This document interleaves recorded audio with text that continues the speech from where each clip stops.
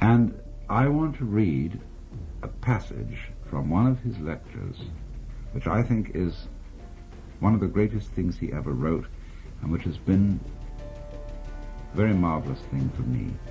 It was in a lecture delivered to a group of clergy in Switzerland a considerable number of years ago, and he writes as follows.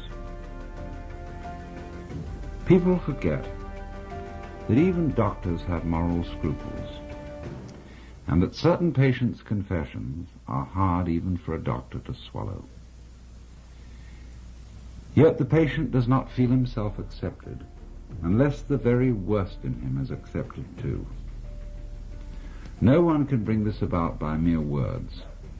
It comes only through reflection and through the doctor's attitude towards himself and his own dark side. If the doctor wants to guide another, or even accompany him a step of the way, he must feel with that person's psyche. He never feels it when he passes judgment. Whether he puts his judgments into words or keeps them to himself makes not the slightest difference. To take the opposite position and to agree with the patient offhand is also of no use. Feeling comes only through unprejudiced objectivity. This sounds almost like a scientific precept, and it could be confused with a purely intellectual, abstract attitude of mind. But what I mean is something quite different. It is a human quality, a kind of deep respect for the facts, for the man who suffers from them, and for the riddle of such a man's life. The truly religious person has this attitude. He knows that God has brought all sorts of strange and inconceivable things to pass, and seeks in the most curious ways to enter a man's heart. He therefore senses in everything the unseen presence of the divine will. This is what I mean by unprejudiced objectivity. It is a moral achievement on the part of the doctor, who ought not to let himself be repelled by sickness and corruption. We cannot change anything unless we accept it. Condemnation does not liberate, it oppresses. I am the oppressor of the person I condemn, not his friend and fellow sufferer. I do not in the least mean to say that we must never pass judgment when we desire to help and improve. But if the doctor wishes to help a human being, he must be able to accept him as he is. And he can do this in reality only when he has already seen and accepted himself as he is. Perhaps this sounds very simple, but simple things are always the most difficult. In actual life, it requires the greatest art to be simple, and so acceptance of oneself is the essence of the moral problem and the acid test of one's whole outlook on life. That I feed the beggar, that I forgive an insult, that I love my enemy in the name of Christ, all these are undoubtedly great virtues. What I do unto the least of my brethren, that I do unto Christ. But what if I should discover that the least amongst them all, the poorest of all beggars, the most impudent of all offenders, yea, the very fiend himself, that these are within me, and that I myself stand in need of the alms of my own kindness, that I myself am the enemy who must be loved, what then? Then, as a rule, the whole truth of Christianity is reversed. There is then no more talk of love and long-suffering.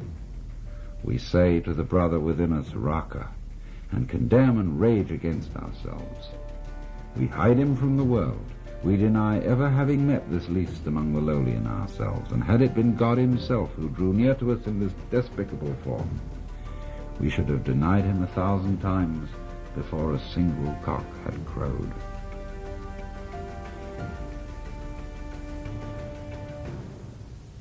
Healing may be called, Jung says, a religious problem.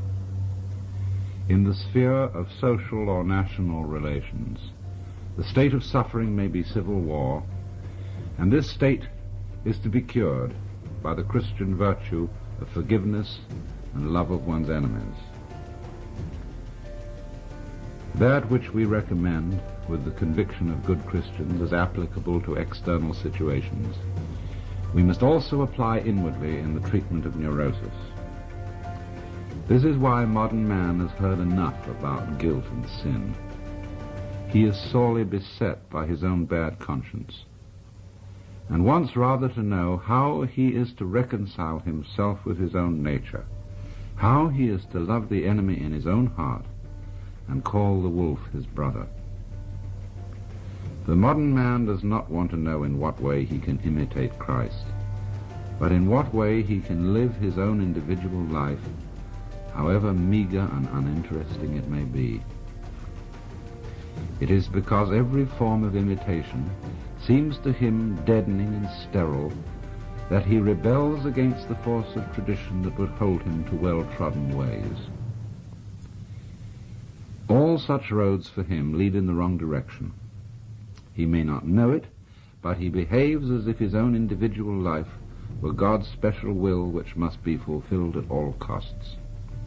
This is the source of his egoism, which is one of the most tangible evils of the neurotic state. But the person who tells him he is too egoistic has already lost his confidence, and rightly so, for that person has driven him still further into his neurosis. If I wish to effect a cure for my patients, I am forced to acknowledge the deep significance of their egoism.